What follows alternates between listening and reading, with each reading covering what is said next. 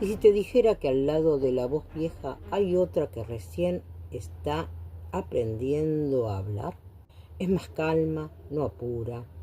Te dice cosas como: espera un momento antes de reaccionar.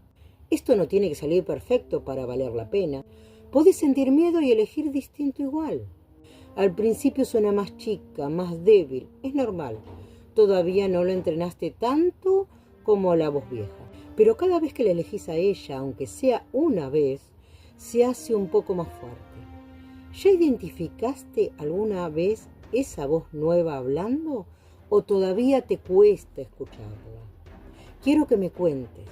Te voy a estar leyendo en comentarios.